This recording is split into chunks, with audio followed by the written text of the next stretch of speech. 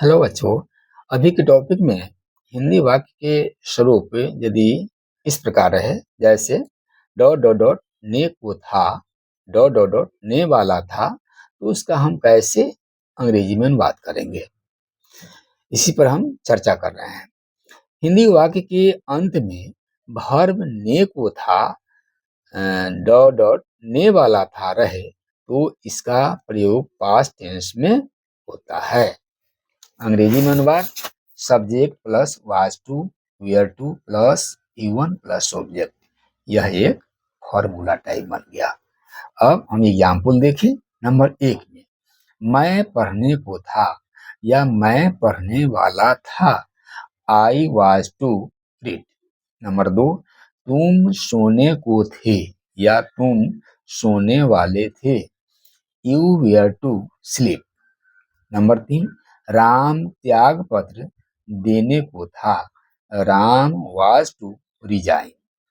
Number 4, मेरे पिता अवकाश प्राप्त करने को थे, my father was to retire. Number 5, वह शादी करने को था, he was to marry. Number 6, सूर्य उगने वाला था, the sun was to rise. Number 7, वे गिरने वाले थे, they were to fall. Number 8, train खुलने वाली थी, the train was to steam off. Number 9, हवाई जहाज खुलने वाला था, the aeroplane was to take off. Number 10, जहाज खुलने को था, the ship was to set sail. Number 11, वॉश खुलने वाली थी, wash was to leave. Number 12, class भंग होने वाली थी, the class was to break up.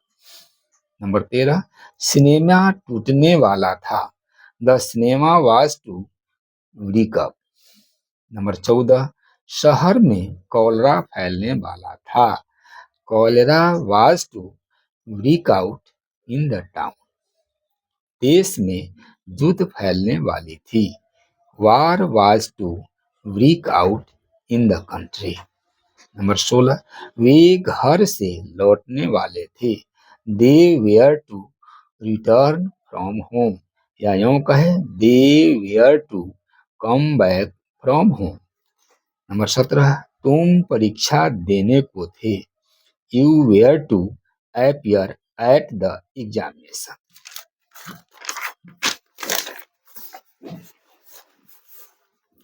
अब संक्षिप्त तालिका देखें। Person singular number, plural number.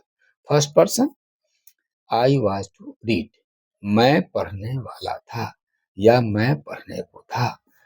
Plural number, we were to read, हम लोग पढ़ने वाले थे या हम लोग पढ़ने को थे। All of us were to read, हम सब लोग पढ़ने को थे।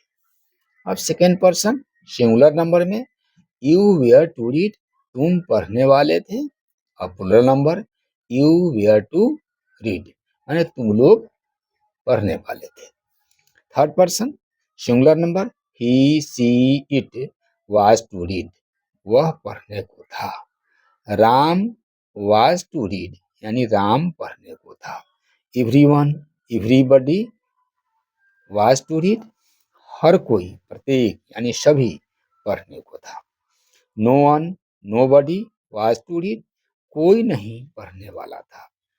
हु वाज टू रीड, कौन पढ़ने वाला था।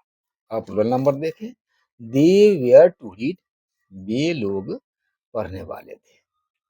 ए lot of man were to read, बहुत से लोग पढ़ने को थे। These boys were to read, ये लड़के पढ़ने वाले थे। Those boys were to read, वे लड़के पढ़ने को थे या पढ़ने वाले थे। अब इसका निगेटिव सेंटेंस देखें। अंग्रेजी में अनुवाद subject plus was not to, were not to plus V1 plus object, यानी यह एक फार्मूला टाइप बन गया। अब इस पर अनेकों एग्जाम्पल हम दे सकते हैं, जैसे मैं नहीं जाने को था, I was not to go. अब इंट्रोगेटिव सेंटेंस देखें, इसका अंग्रेजी में अनुवाद was were plus subject plus to plus V1 plus object, यही एक फार्मूला बन गया। अब इसका एग्जाम्पल देखिए, क्या राम खाने को था, वाज राम टू इट। क्या मैं पढ़ने को था, वाज आई टू रीड। अब interrogative sentence, interrogative negative sentence, was were plus subject plus not to plus V1 plus object, ये भी एक फार्मूला टाइप बन गया। अब इसका एग्जाम्पल, क्या वे भाषण नहीं करने को थे, were they not to make a speech. अब इस तरह से प्रश्नवाचक वाक्यों में कब, क्यों, कैसे, क्या, कहाँ इत्यादि रहने पर वाक्यों का अंग्रेजी अनुवाद इस तरह से करेंगे। इसका फॉर्मूला देखें, when, why, how, what, where plus was या were plus subject plus not plus to plus V1, इस तरह से भी एक फॉर्मूला बन गया। अब इसका एग्जाम्पल देखें, राम क्यों त्याग पत्र देने को था, why was Ram to resign. तुम परीक्षा क्यों नहीं देने को थे, why were you not to appear at the examination. इस तरह से और अपना से बहुत सारा एग्जाम्पल हम रख सकते हैं। अब आगे चलें। अब हिंदी वाक्य के अंत में डॉट डॉट ने ही को था, डॉट डॉट ने ही वाला था, इस तरह से हम देखें तो उसका कैसे अंग्रेजी में अनुवाद करेंगे। इसके फार्मूला है subject plus was about to plus were about to plus V1 plus object, ये फार्मूला बन गया।